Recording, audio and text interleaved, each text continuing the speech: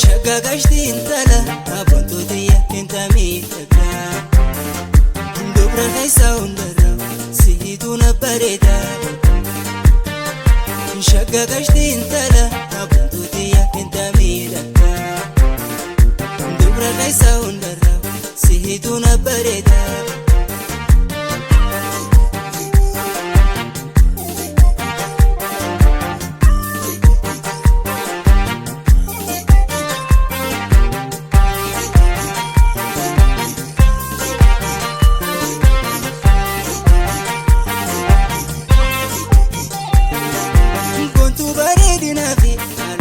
Nabojita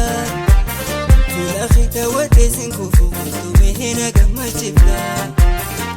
Luchahena mamari Kafaja sinipta Marmahe lakhabla khamgodi Chigara desnagota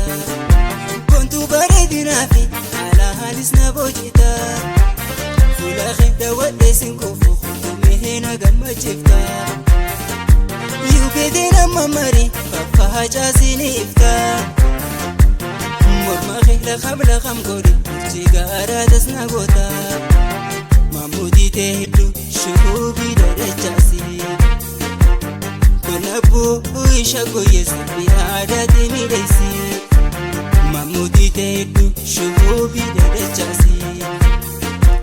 Konabu uisha goyesi Bihadati lelesi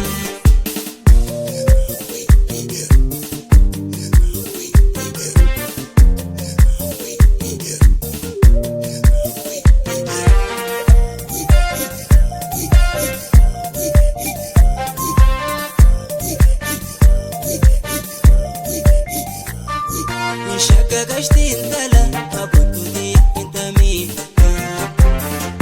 Dubra kaisa undara sihituna pareda Shagagashti intala abuntu diya intami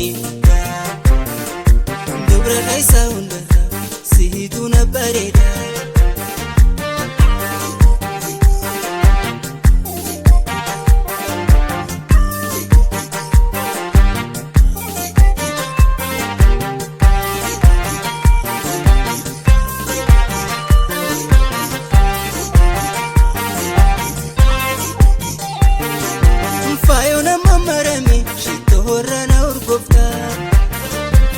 Sudana hamadu gamachuna boharsita Dumbusha khuletiya Lumihito chocolata Jalala nunetiya khaisas Negara narorafta Mfayona mamarami Shitorana urgofta Kikabi sudana hamadu gamachuna boharsita Dumbusha khuletiya Lumihito chocolata Unetiya kaisa negara narorafta Kowachin tabana loko mormadunduma Hifedu usimale kututahanin jalesuma Kowachin tabana loko mormadunduma Hifedu usimale kututahanin jalesuma Hifedu usimale kututahanin jalesuma Hifedu usimale kututahanin jalesuma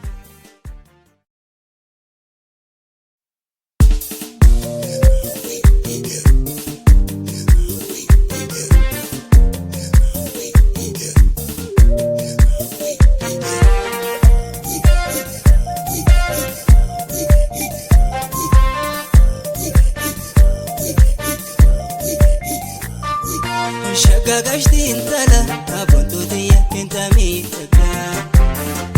Dubra kaisa undara sihituna pareda Shagagashti intala abuntu diya intami taga Dubra kaisa undara sihituna pareda